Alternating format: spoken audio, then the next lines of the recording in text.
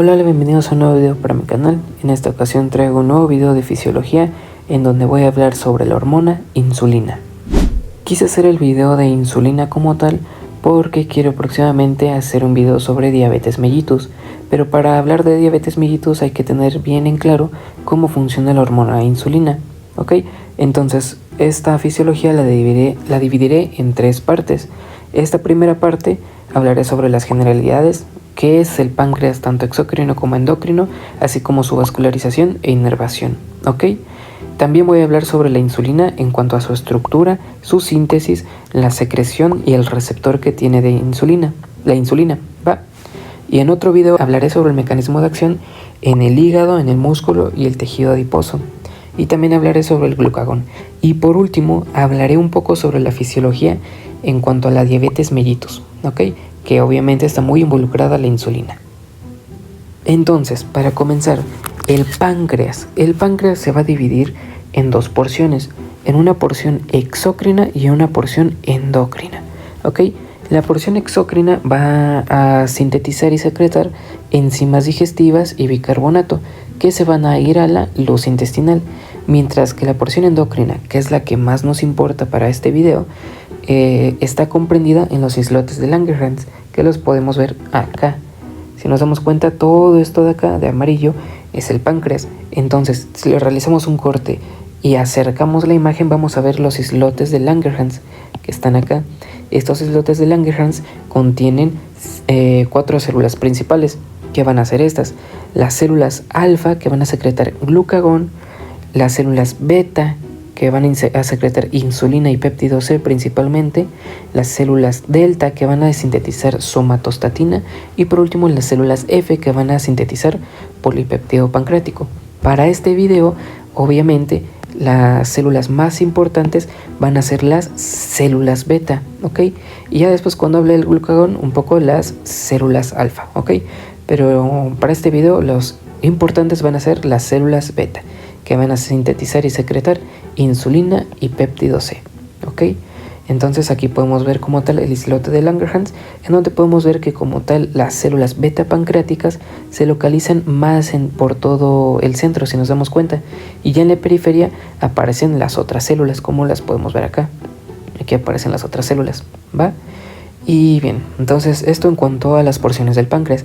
Ahora bien, ¿cuál va a ser la irrigación del páncreas? Como ya les venía diciendo, las células beta pancreáticas se disponen más en el centro, ¿ok? Recuerden esto porque la irrigación va de la misma forma, va como que del centro a la periferia. Si llegan a darse cuenta, hay algunas flechitas aquí en rojo, bueno, que ya les estoy marcando en verde. Estas flechitas indican la irrigación, que la sangre inicia por el centro y va a discurrir por la periferia, ¿ok?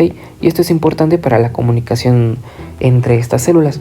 ¿Por qué? Porque, por ejemplo, lo que es la insulina es un potente inhibidor del glucagón.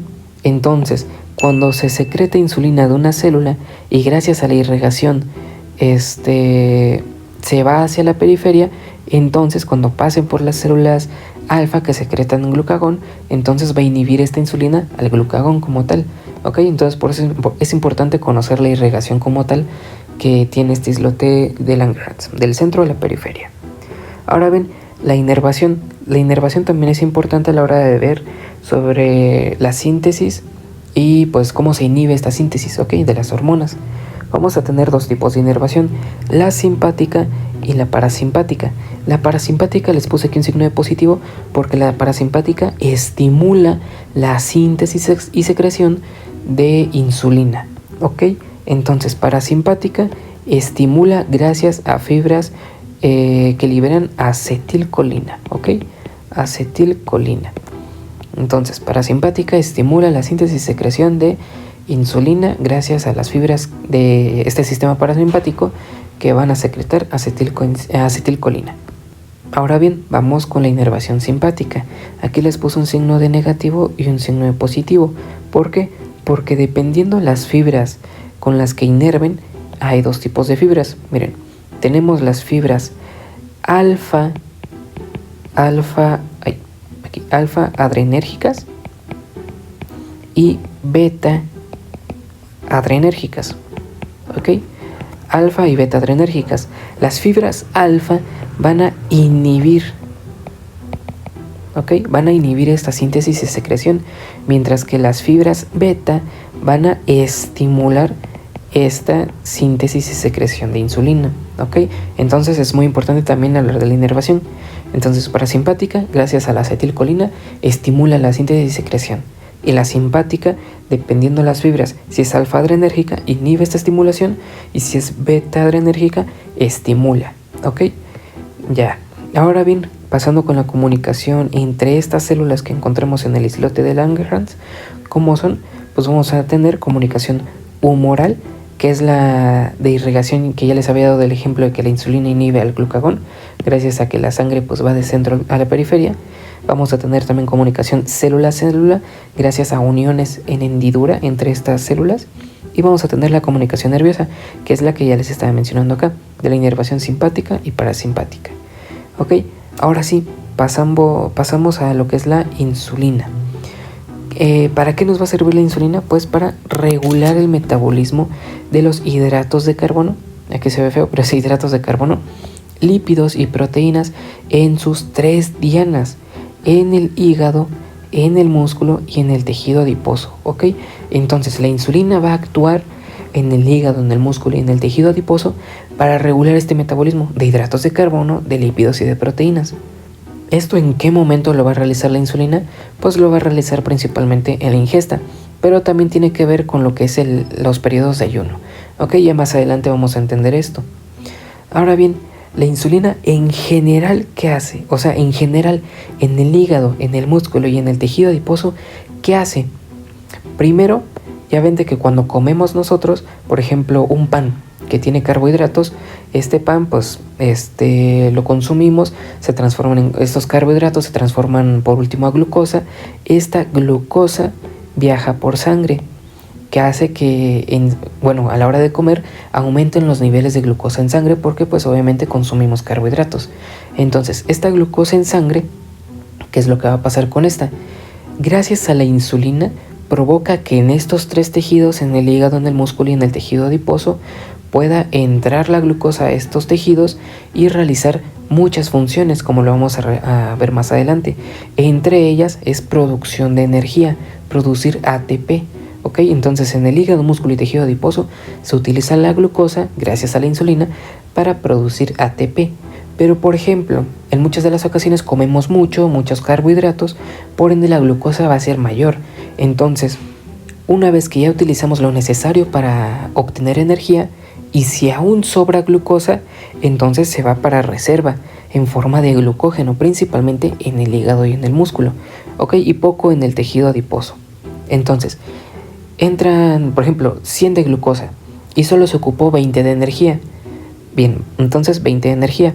Entraron 100 de glucosa y solo se ocuparon 20 para energía, ¿ok? Después, sobran todavía 80. Ok, entonces vamos a hacer una reserva de unos 60. Ok, entonces se reservaron 60 de glucosa, pero todavía sobran 20 de glucosa. ¿Qué va a hacer el cuerpo en estos 3 tejidos? Pues formar ácidos grasos, principalmente en el hígado, que ya después viaja en el hígado, se queda en el hígado o viaja a músculo y tejido adiposo, ¿va? Entonces ya 20 a ácidos grasos. Entonces así, de forma general, así es como funciona la insulina con la glucosa. Se usa para energía. Si sobra, se va como reserva de glucógeno, ¿ok? Y si aún sobra, se transforman en ácidos grasos que se depositan en el hígado, músculo o tejido adiposo principalmente, ¿ok? Así es como funciona todo este metabolismo. Y pues obviamente la insulina, entonces, como les digo, a la hora de facilitar la entrada de glucosa a estos tejidos, pues me ayuda a mantener la glucemia a niveles normales, entre 60 y 100 miligramos sobre decilitro. En los 3 libros que leí para hacer este video, tanto el Guyton como el Constanzo y el Boron, como que no tenían en sí estos 3 unos valores definidos, sino que unos decían más, otros decían menos, pero pues quédense con que menos de 100 miligramos sobre decilitro va a ser lo normal, ¿ok? Y que no baje a menos de 60, porque si no entraríamos en un coma hipoglucémico, ¿ok? Entonces así es como funciona más o menos la insulina y el metabolismo de la glucosa, ¿ok?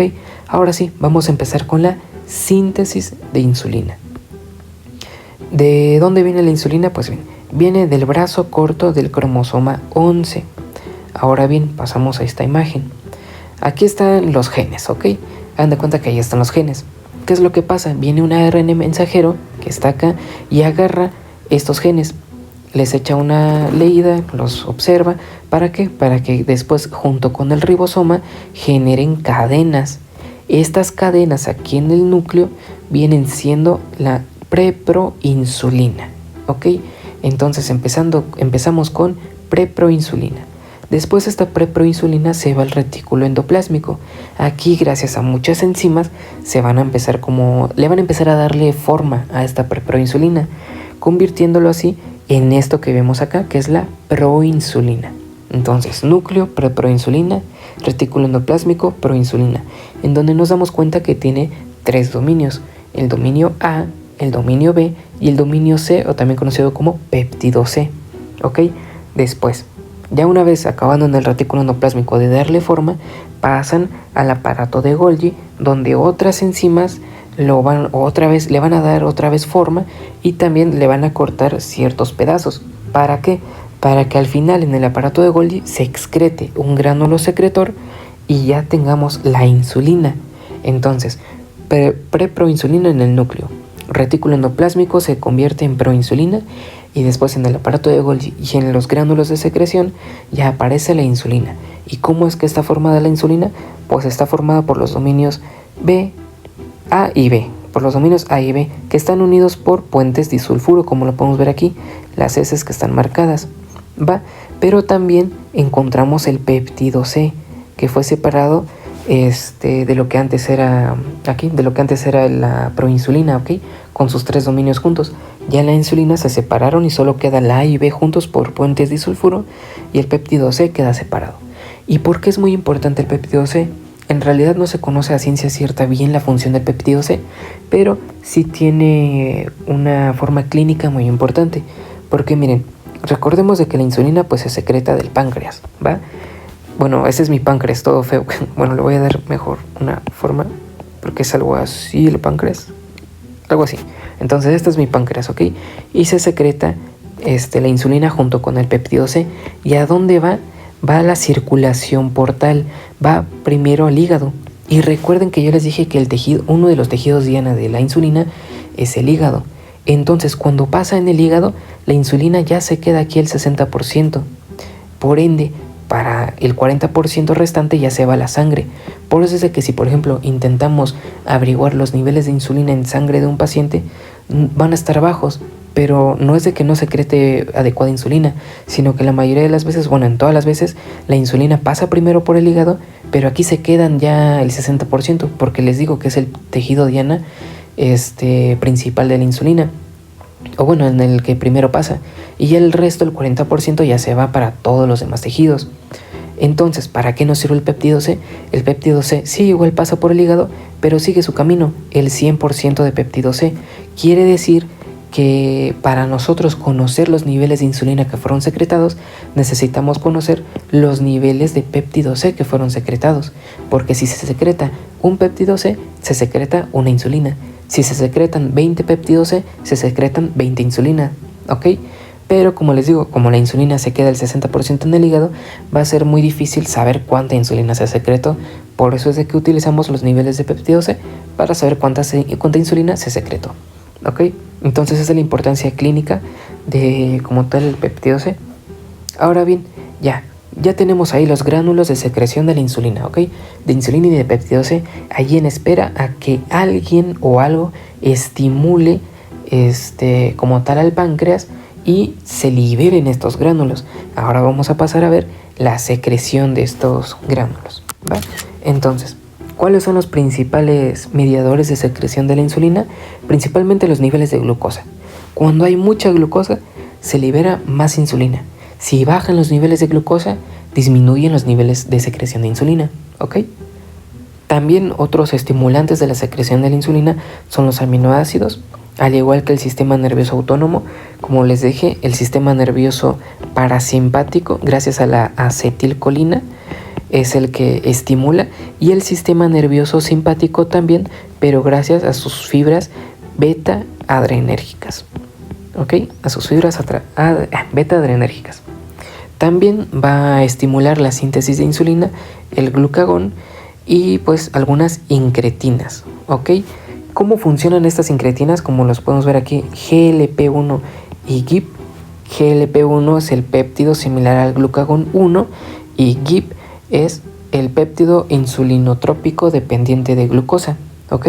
Estas incretinas vienen de lo que es el tubo digestivo. Entonces ustedes van a decir, bueno, ¿y cómo es que hacen sus funciones estas incretinas? Estas incretinas son muy importantes porque cuando ya vienen los alimentos, cuando ya empezamos a comer, pero por ejemplo la comida apenas va por el estómago, estas incretinas se liberan y también le hacen sus funciones en el estómago, en el tubo digestivo, que no voy a abundar tanto en esto, pero la función de estas incretinas en la síntesis, en la secreción de la insulina, es que salen las incretinas y se van a avisarle o mandan señales como tal a las células betapancreáticas y les dicen, oye, está atento porque ya casi te llega la glucosa y ya casi vas a liberar tus gránulos de insulina. Entonces estas incretinas GLP-1 y GIP casi que vienen siendo así como tipo unos mensajeros, así de que, oye, células betapancreáticas, ya empieza a prepararte porque ya casi vas a secretar tus gránulos de insulina. Es algo así más o menos como funcionan estas incretinas. Pues bien, entonces aquí les tengo también una tabla en donde están todos los factores y estados que aumenten o disminuyen la secreción de insulina.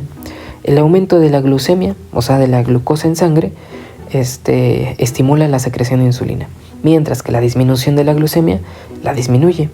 También aumento de ácidos grasos libres en sangre los aumentan, así como también los aminoácidos que ya se los estaba mencionando, hormonas gastrointestinales, que es la gastrina, colecistocinina, etc. Pero los principales son estos, GLP-1 y GIP, ¿ok? También el glucagón, como les decía, la hormona del crecimiento, el cortisol, la estimulación parasimpática por la acetilcolina que les decía, la estimulación beta adrenérgica, que es la estimulación simpática, etc. ¿Ok? También la resistencia a la insulina y la obesidad. ¿Ok? Y también la disminución de la secreción de la insulina, pues está, aparte de la disminución de la glucemia o la glucosa en sangre, también está el ayuno, la somatostatina, la actividad alfa adrenérgica del sistema nervioso simpático y la leptina. ¿Ok? Entonces, ahora sí vamos a resumir todo esto en este esquema, que lo pueden encontrar en el libro de fisiología de Boron. ¿Ok? ¿Cuál es la vía principal para la secreción de insulina de las células beta pancreáticas? La glucosa. Quédense con esto. O sea, todas las demás que les decía, el sistema nervioso simpático, parasimpático, las incretinas, todo esto sí son importantes y también tienen funciones para la secreción de la insulina, pero la principal es la glucosa, ¿ok? Por eso es de que cuando comemos cantidades grandes de carbohidratos, por eso es de que aumentan mucho la insulina, porque la glucosa es la principal forma en que la insulina se va a secretar, ¿ok? Entonces, tenemos en la membrana de las células beta pancreáticas, toda esta es la célula beta pancreática, los transportadores GLUT2, ¿ok? Estos GLUT2, cuando se le une la glucosa, permite su paso por difusión facilitada. Entonces, la glucosa pasa a la célula gracias a este transportador GLUT2. ¿Y qué es lo que pasa? Entra en glucólisis, ¿ok? Entra en glucólisis, ¿para qué? Para que nos dé piruvato, ¿ok? Y también glucosa 6-fosfato. Entonces, la glucosa, gracias al transportador GLUT2, entra a la célula, entra en glucólisis y nos da glucosa 6-fosfato y piruvato. Le ponemos pausa a la vía de la glucólisis. Ahora vamos con los aminoácidos y principalmente la leucina, ¿ok? La leucina es el principal aminoácido por el cual se llega a secretar la insulina, ¿va? Entonces entra la leucina igual por un transportador, entra a la célula y se va directamente a la mitocondria, entrando junto con el piruvato de la glucosa al ciclo del ácido cítrico, ¿ok? Ahora, ¿qué nos va a dar tanto el ciclo del ácido cítrico como la glucosa 6-fosfato? ATP. Tal vez no se llegue a apreciar tanto ahí, pero ahí dice ATP. Entonces, este ATP que nos va a dar, nos va a conllevar a que los canales de potasio se cierren y gracias al aumento del ATP, ¿ok? Entonces vamos a medio resumir esto. Llega la glucosa, gracias a un transportador GLUT2 entra a la célula. Entra en glucólisis y forma glucosa 6-fosfato que se transforma en ATP.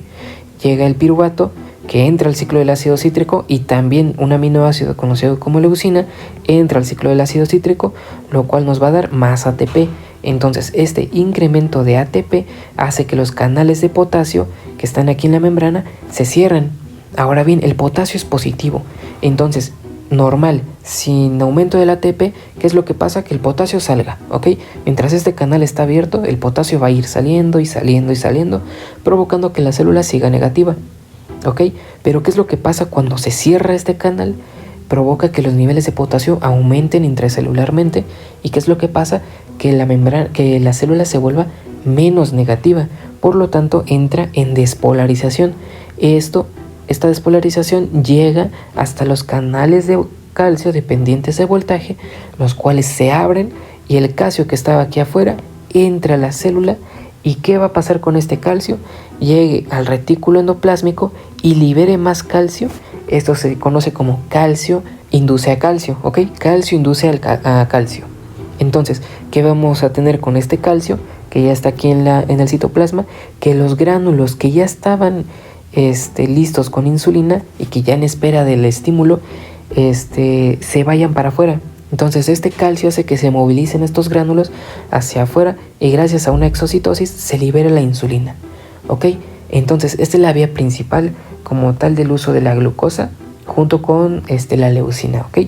Entonces glucosa, la principal que es la glucosa, entra a la célula por el transportador GLUT2, pasa a glucólisis, se forma el piruvato y la glucosa 6-fosfato, se va al ciclo del ácido cítrico, se forma ATP, este ATP cierra los canales de potasio, esto provoca una despolarización que abre los canales de calcio sirven para que entre calcio y al fin de cuentas el calcio sirve para sacar estos gránulos, ¿ok? Que tienen insulina.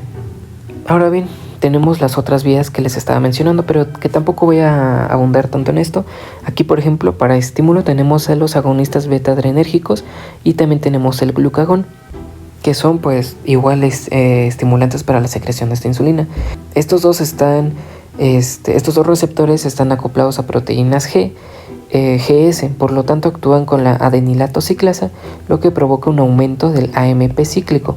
Este AMP cíclico estimula la proteína sinasa, que también favorece a la secreción de estos gránulos de insulina. ¿Ok? Otro ejemplo, también tenemos aquí a la acetilcolina, que trabaja por medio de receptores acoplados a proteínas G, en este caso GQ, que es lo que provocan que activan a la fosfolipasa C, aumenten los niveles de IP3. Este IP3 igual libera más calcio y este calcio lo mismo, estimula la secreción de los gránulos con insulina, ¿ok?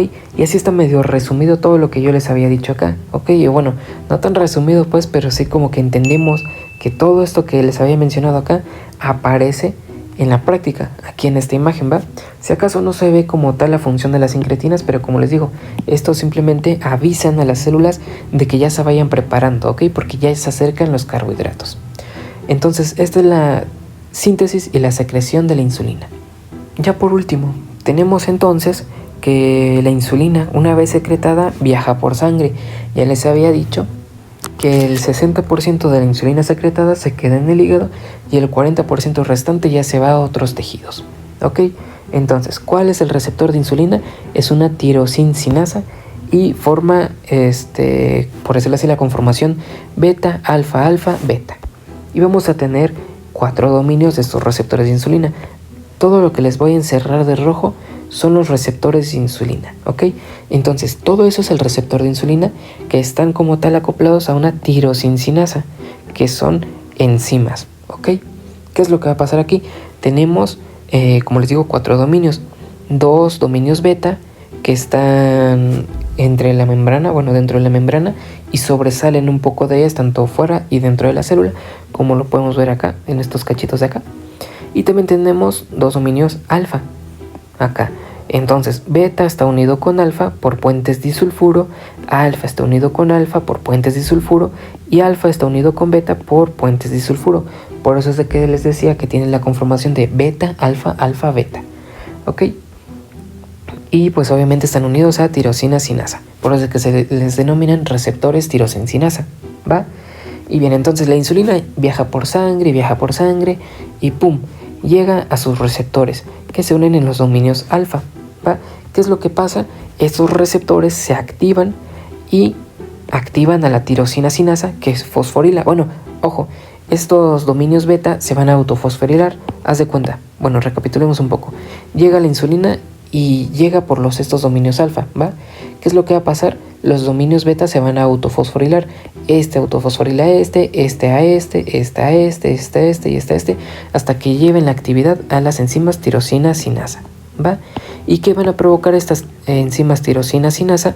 Lo que van a provocar es que los sustratos del receptor de insulina se fosforilen a otras enzimas para que la producción de todas estas funciones.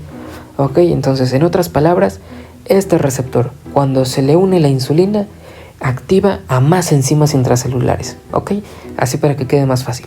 Llega la insulina, se conecta a los dominios alfa, se autofosforila en los dominios beta, activan a las tirosinas sinasas y esas tirosinas sinasas, gracias a los sustratos del receptor de la insulina, activan a más enzimas en el interior de la célula. ¿En qué células?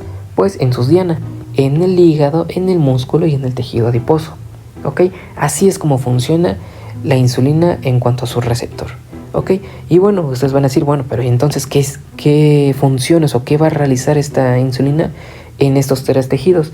Bueno, primero que nada y principalmente en el músculo y en el tejido adiposo, transporte de glucosa. Bueno, como tal, hace que se transloquen receptores de glucosa a la membrana celular. Hagan de cuenta que en estos tres tejidos, bueno, en el músculo y en el tejido adiposo, en estos dos, ya hay ahí adentro gránulos con receptores GLUT4.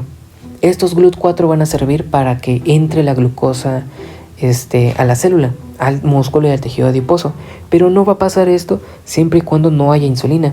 Entonces la insulina llega a este receptor y activa los gránulos que contienen estos GLUT4 y los lleva a la membrana. Por eso es de que se le denomina translocación del GLUT4 a la membrana. ¿Ok? Esto con el fin de que la glucosa entre a la célula. ¿Va?